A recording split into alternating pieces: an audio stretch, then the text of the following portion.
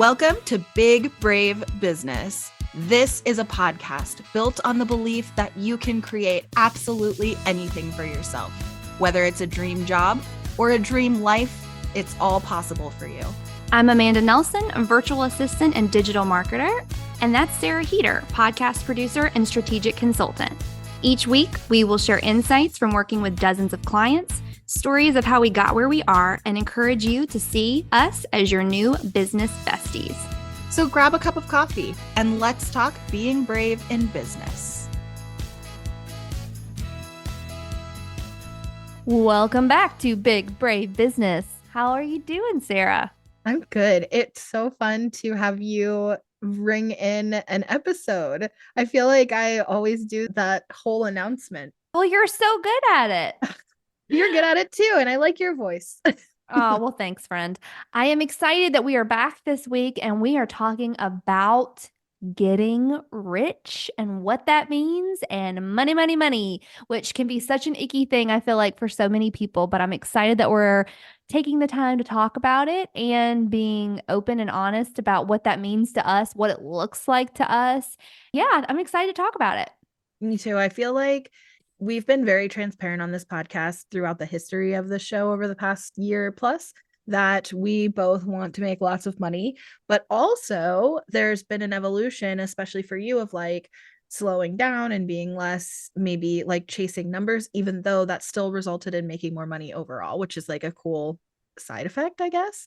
And yeah, I just feel like there's no secret that you and I both are at least partially money driven in our business. And I heard a client say on a recording that he had me review yesterday that the point of business is to make a profit. What do you think about that statement? The point of business is to make a profit.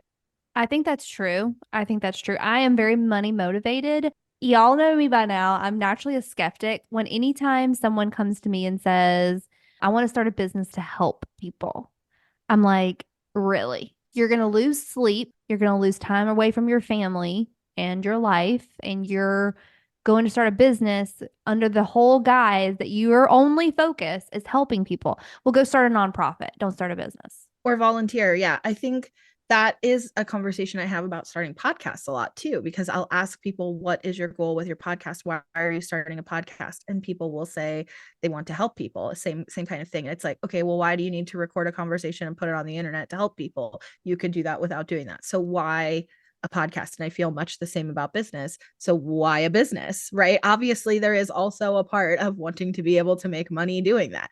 And I too want to help people. That does matter to me. But yeah, there's so many ways to help people, and you can help people in your business. But what makes it a business is making money, for sure. Yeah, absolutely. When I did my very first virtual assistant interview, someone asked me, why do you want to do this work? And my first response was, I want to make as much money as possible, and I don't want to be capped. I want to decide how much money I make based on the labor that I am willing to dedicate to it. Because to me, the hardest part, or not the hardest part, but one of the hardest parts of working in corporate was that I felt like there was no equivalent compensation for the amount of work I was doing. It's like, this is your flat fee. Like, whatever you're doing, this is it. And I was like, I don't like this. I feel like I'm giving more than I'm getting paid for. If I go above and beyond, I'm still making the same as the person in the cubicle next to me who's not going above and beyond. You know, I'm trying so hard to be like the best employee ever. And I don't think that shows up on a paycheck, where this job, it really does. Like, however much effort I put in is what I get paid. And I feel like people that get into a business to make themselves feel like they're doing good in the world is great, like, good for you, but I don't also see that as success either. I don't know. I don't feel like that correlates for me. I have a question for you. I want to hear what you think. It's kind of a multi-part question. Do you want to be rich? And also, do you consider yourself rich? Of course, I would love to be rich. I do not consider myself to be rich. I consider myself to be successful. I don't think I've reached like the pinnacle of rich. Rich to me is like I don't have to work anymore. I have people working for me. That to me is like the definition of rich, to the point where I operate on a schedule that is mine. Right now, I work on other people's schedules. 100%. I wake up at a time that is convenient for others. I work at a pace that is convenient for others.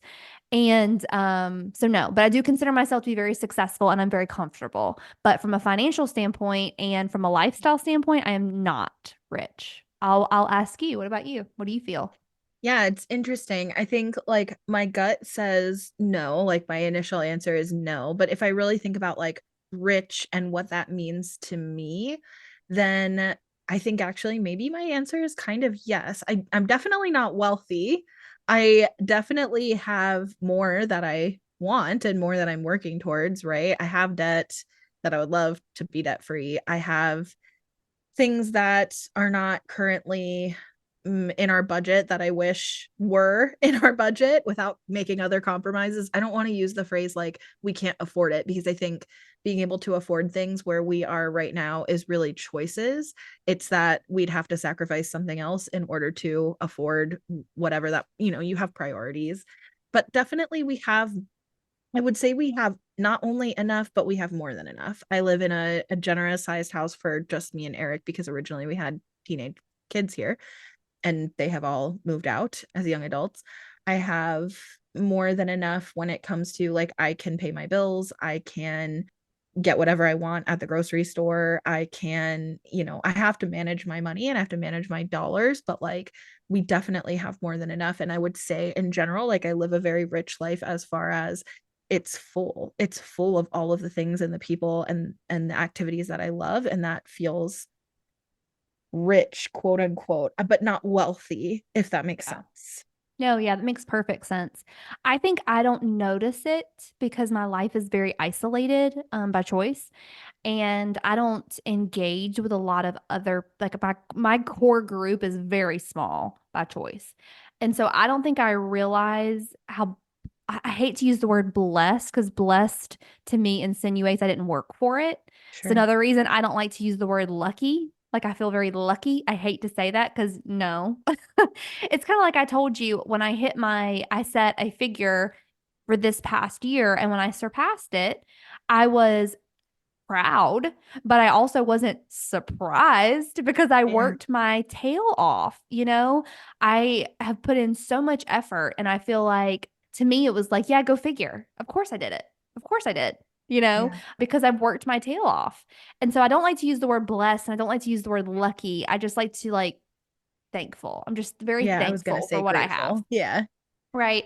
I'm grateful that I have the motivation to put in the days and the work and the time to make it happen. I'm very grateful that I have clients that continue to come back month after month and have been like do me well so that I can do them well so that I can be better, who actually care about my success. I'm very grateful for that. I know a lot of people don't have that. I don't think I realize it until I go home or I am like back in my small town and I spend time with people in that small town. I'm like, oh, okay. So I get it. I get that I'm lucky. I get that I'm blessed for lack of a better word. I have a lot to be grateful for because there are a lot of people who rather weren't given the opportunities or the motivation or the mindset to do what I have done. And that's to me where I'm like, I feel like I'm wealthy in that way, that I Yeah. have had the opportunity and the motivation to take the opportunity, if that makes sense. Sometimes I have conversations with people back home and I know that they can't afford to get a coffee on the way to work, but they're also working a full-time job. You Mhm. know what I mean? And that to me was me 5 years ago. Like it's money was to the penny, very tight. Now I have a lot of flexibility in my budget to be able to afford things when I need them.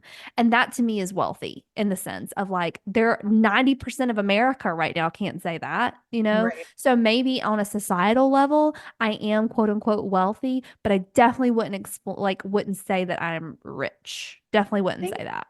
from the outside looking in, and obviously I don't know your like personal finances, but the way that I define things, I would say like we both definitely have privilege, and I would say like you're well off.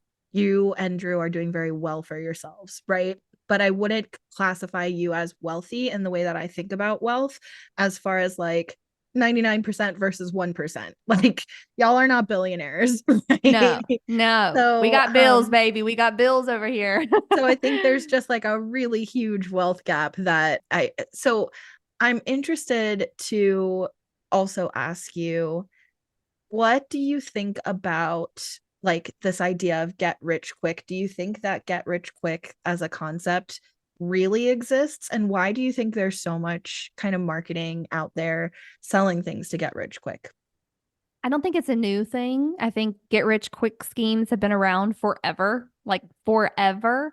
And I think they always will be, unfortunately. I don't fault anyone for being interested in get rich quick schemes, but I would be cautious of them. I think I try to tell people, and I don't want to get specific about industries because I could name a few examples of what I consider a get rich quick scheme. I don't know why that's so hard for me to say. Get rich quick scheme. There are so many examples I could give of what I consider that to be.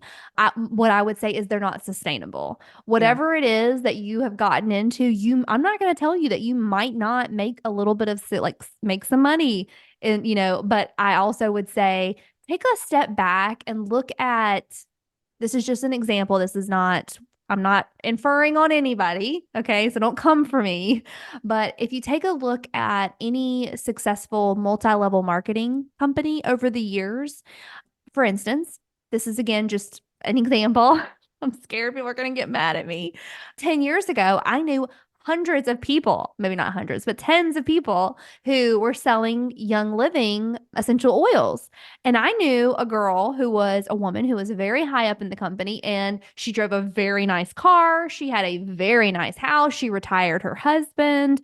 And since that happened, and I've known her, this has been now 10 years ago, and she and I were the same age, and she was like, you should get in on this. And I'm like, I'm not in sales. Like, I'm still not. That's just not my vibe.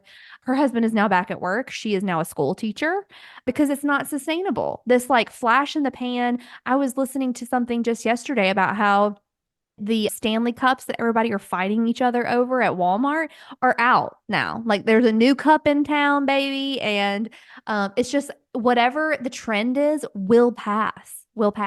But you know what hasn't changed? You know what hasn't faltered is hard work.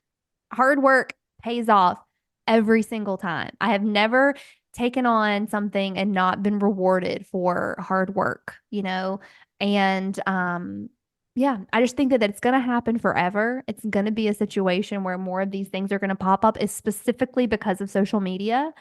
And they're just, to me, in my opinion, not sustainable.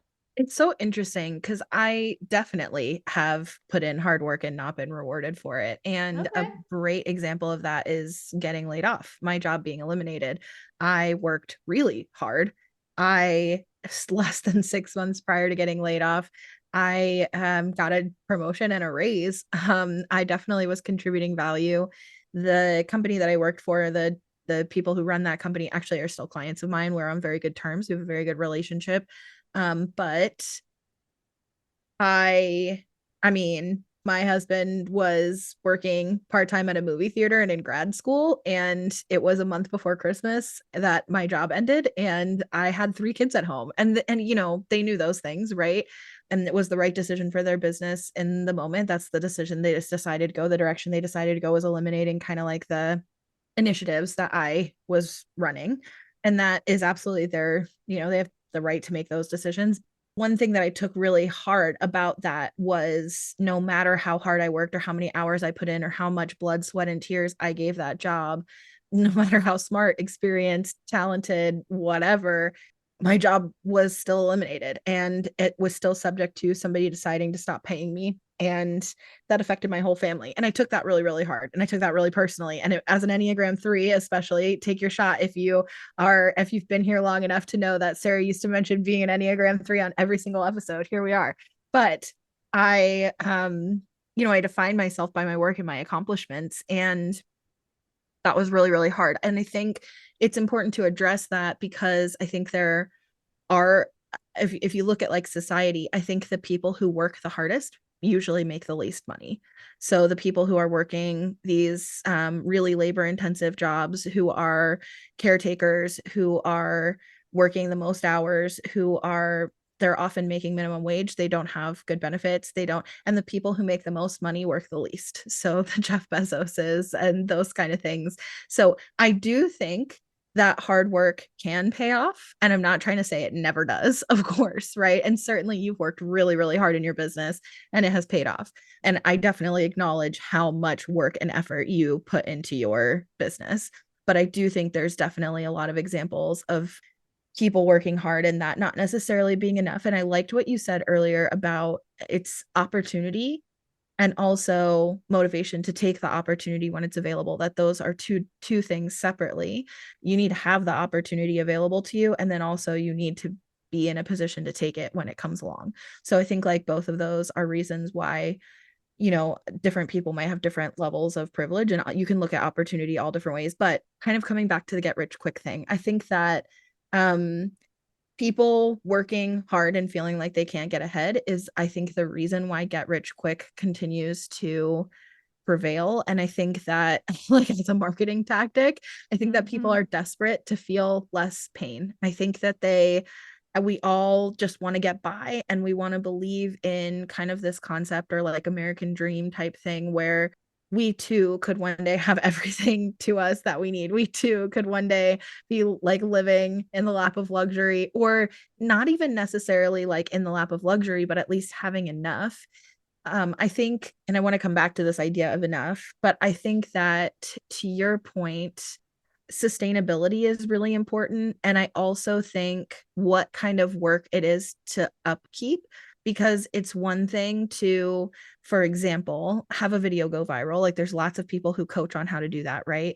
Just as a random example, sorry if that feels out of left field, but to have a video go viral. But let's say you have a video go viral and you make physical products like Stanley, for example, then what? Do you have the infrastructure in place to handle that influx of traffic? And a lot of people don't. So even if you do, so just using that as one example, right, in all capacities of our lives, if there's something that could bring you into money immediately, then what does that take to keep up? Or could bring you into opportunity immediately, what does that take to keep up? I think that's really important to consider, and a lot of people don't think about that. And you have pointed that out even about things like memberships, where do you realize how much Mhm. extra stuff goes into maintaining that and managing that, especially if you're envisioning it at this really high performing level with tons and tons of members, and it blows up and it takes off and there's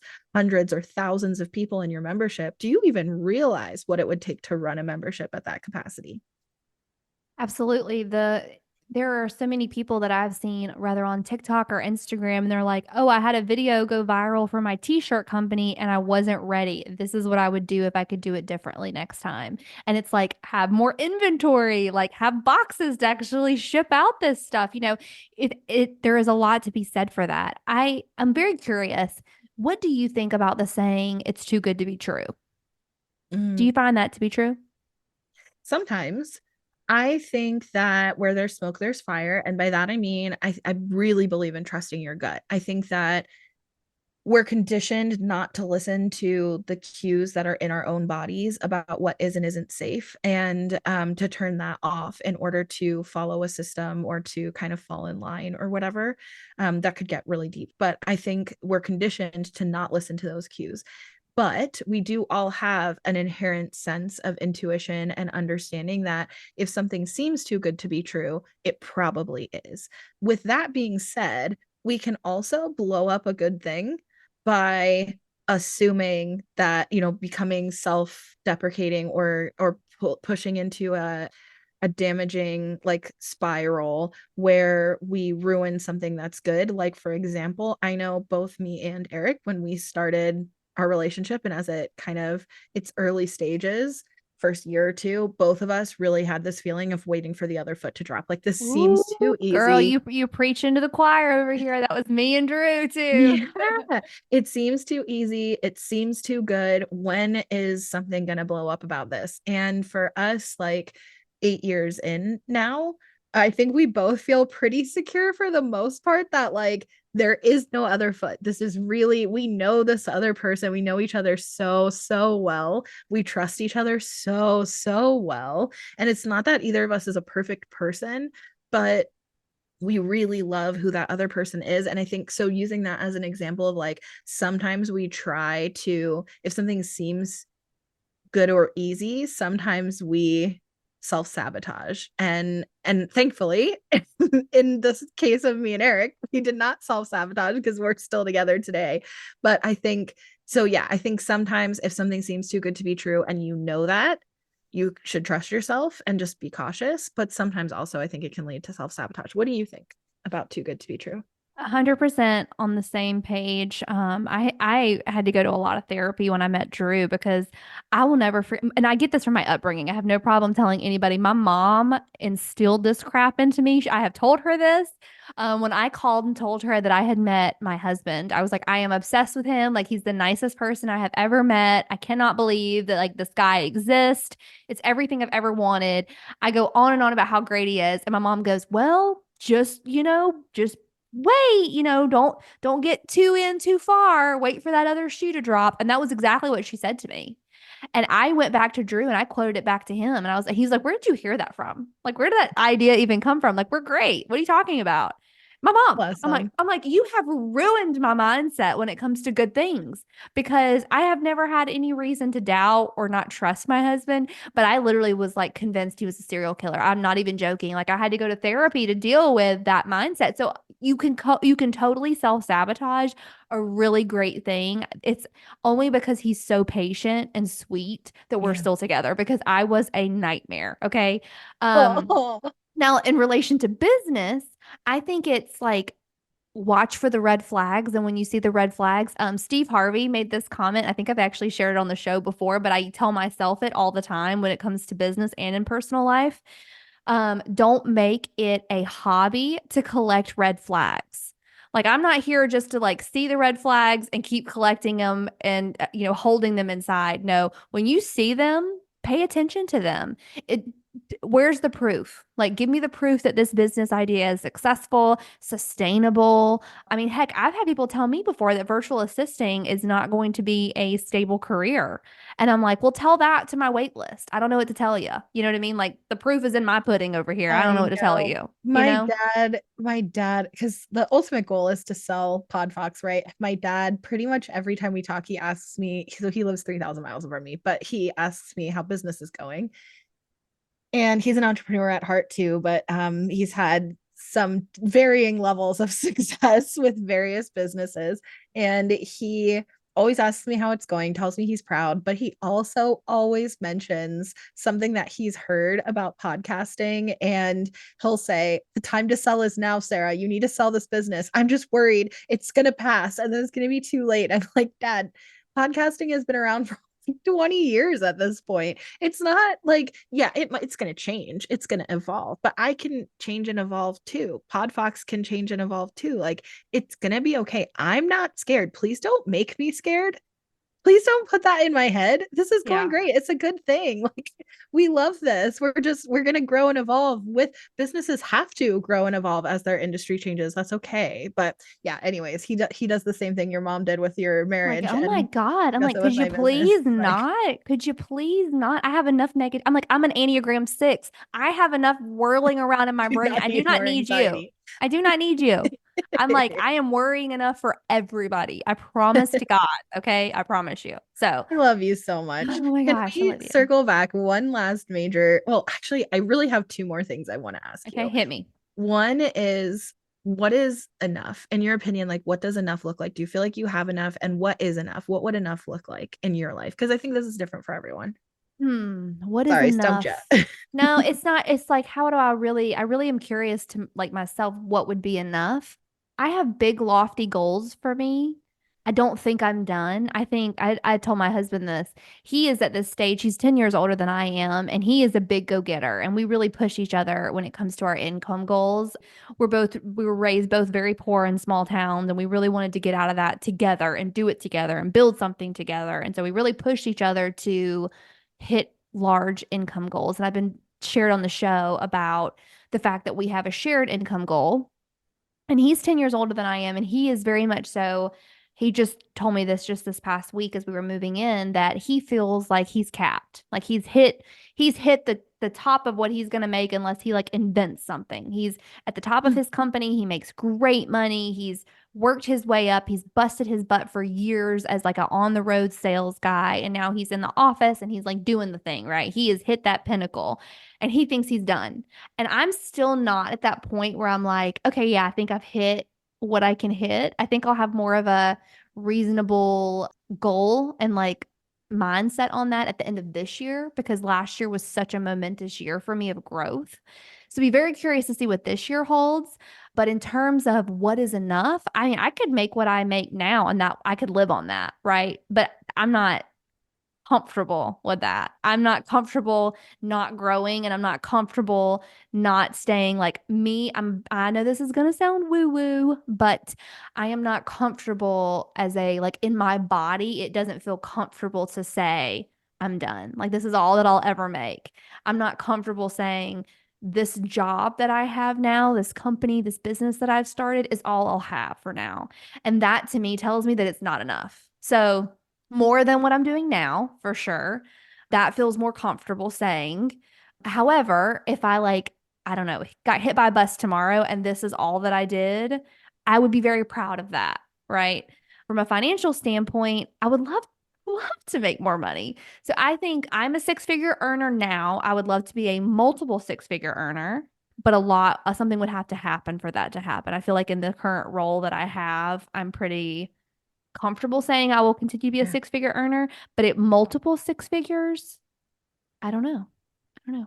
Does Yeah. that answer the question? I feel like I've circled Yeah, the I don't drain. think there's a Okay. wrong answer. I mean, it's personal. I think for me, I do feel like we have enough. I feel like we have more than enough most of the time. But I am a person who wants to seek growth all the time. I would never be happy not growing. And growth looks like a lot of different things, right? Like growing personally, stretching myself, trying new things, learning new things, growing new skills, also growing income, growing assets, growing life experiences. Like I want to have more. And I think for myself personally, it's been this journey of like, it's okay to always be pursuing more and to always be pursuing growth as long as I don't fall into a shame spiral about what I don't have, because I really do have enough and I love my life and it's a beautiful life. And if this was, I mean, this is sustainable for me, right? Like, so I think sustainability for me is a big part of it being enough. Is it sustainable? Mm-hmm. Because if you hit it, but you can't keep it, that's not enough. Also, paying bills is a big part of it for me. Can we pay our bills? Can we like afford our living expenses in a lifestyle that we want to live? And that's a mixed bag, right? Because there's things like housing market is totally changing and fluctuating, especially in our area and with what moves we want to make. Like our ideal housing situation does not exist. So that is frustrating. So we have to settle in certain ways, but it's also like that's just life. I don't know how to kind of explain this, but as long as I don't fall into the shame spiral about what I don't have, I feel like it's okay to constantly be pursuing growth, because really we do have enough. We're always going to have a roof over our heads. We're always going to be able to afford our bills. We're going to be able to figure things out. I'm not worried that this isn't sustainable. We can handle what comes our way. Obviously, there are things that could happen that would be catastrophic, personally and financially, but like that's true for almost everyone, right? Like, I think saying that in order to have enough, that there's nothing that could financially devastate you is just like a false sense of, Yeah, I definitely. I mean, like if something happened to Drew tomorrow, it would be devastating. I mean, we don't, and I will also say this too, is that we're not at a spot where we could either one of us be like, okay, I'm going to take a month off of work. Like while we probably could do that, we would be like going into debt. Like we are on top of we don't have any debt now, knock on wood, but we easily could if I mean, I'll say this, we don't have credit card debt. Of course, we haven't like paid off our house or our I was cars. thinking that. I was like, I don't Girl, want to put no. you on the spot and be like, so you No, you bought can that ask. house in cash? Could you That's imagine? Can I tell y'all something? amazing. If I bought my house, just so that the listeners and Sarah, so anybody that's listening to the sound of my voice, if I ever buy a house in cash, everyone will know. I will tell everyone. I will tell you all, and I will tell you how much I paid for it, and I'll tell you what denomination of bills. Okay. I will be so proud. No. So we have debt in the terms of like house Okay, and okay. cars, but like we don't have like credit card debt I or got you. or neither one of us have school debt, which is a big thing, which I know I have friends that are in like major school debt, Yeah. and I hate that for them. um so in saying that, we could take the time off if we needed to, but we both have to work. You know what I'm saying? It Yeah, would be yeah. like it would be a major adjustment to our lifestyle if either one of us was like, I think I'm going to retire. It would be interesting for sure. But I will also say this too, is just like a closing note, that while you are listening to this and you're not where you want to be financially, or maybe you are, and you mentioned this, the best thing that I can give in terms of advice from someone who has been absolutely dirt poor, working three jobs and not being able to buy your dog food, and like your electricity is going to get cut off tomorrow. Less than 5 years ago, that was me, before I met my husband, before I got a good job, before I started my business. Um, and I will also mention that I did not get out of that because I got married. I did it by myself. Thank you very much. But I will say, if you find yourself in that situation, look around you and be grateful. Whether you're broke or you're what you consider yourself to be wealthy, take the time to like read the room. Whether you're in, like I was, a one-bedroom apartment in a not so great neighborhood, just trying to make do. There are a lot of people that don't have that, a lot of people that don't even have that, right? And then take a look around at what you have when you're at your, what you consider to be, like I feel like I am right now, the best I've ever been, and be extremely Yeah. in the moment. Be in the moment of where you are, whether it's good or bad. Because if you're not in what you consider to be a good situation, it will get better. It will get better. And you will look back on those moments as sweet moments. I know that's hard to believe, but Drew and I did it this whole entire week, where he was like, I remember when I had just enough to get a sausage biscuit in the morning, and he would buy two of them for $1, and he would eat one for breakfast and one for dinner, and that's what he would have because he was broke as a joke before we met. I was also broke as a joke and struggling. And I just think I look back on those times and I'm like, oh, if I could just give that girl a hug and tell her, you're going to get yourself out of this. You're going to work really hard, and you're going to have opportunities, and you're going to seize them when they come to your doorstep. And you'll look back on that apartment. And I drive past it all the time. And I'm like, that's really kind of sweet. Like, look how far, you know? And now we have a beautiful home that we're so proud of. And it's just so surreal. We genuinely said to each other this morning. Drew told me, he was like, I feel like we're in an Airbnb that's not ours. And I was like, I know. And it's because it's just, it's a bittersweet feeling. So wherever you find yourself, like I was working from my dining room table for the past 3 years until yesterday. Okay. I Yeah. look back at it now and I'm like, oh, it's kind of sweet that my business started there. And now look, I've got an office. We're all in a process of growth, and be present in the moment of where you're at, because believe it or not, you will look back on it, good or bad, and you'll be so grateful for where you are. I really, truly do hope and believe that for everybody. I think so too. And I would say my kind of getting rich advice is I really just want to take the moment to acknowledge that this is part of why I'm so passionate about entrepreneurship, and especially being like a service provider, virtual assisting, things like that. Why I think this is so, so important, potentially a podcast, because having multiple streams of income in entrepreneurial ways is so critical, because that really does help us all build wealth and to build stability, security, opportunity for ourselves. And I think back to when I lost my job and it affected my family as deeply as I was talking about earlier. And if I had had something entrepreneurial on the side that was bringing in even some income, how that would have hurt so significantly less. And I just feel like I can't stress it enough. I know like people will often say in entrepreneurship, oh, entrepreneurship's not for everybody. And I'm like, no, I actually disagree. I think entrepreneurship is essential for everybody. And I think that entrepreneurship can look like different things for different people. We don't all have to do the same thing. Like virtual assisting is not for everybody, podcasting is not for everybody. But I think that some form of bringing in additional money that you're in charge of and responsible for, like you were saying about being the one who is responsible for how much work you put out and how much money you're making, some capacity of that I think is actually critical for building wealth. So I think if you're looking to get rich now, if you're looking to get rich quick,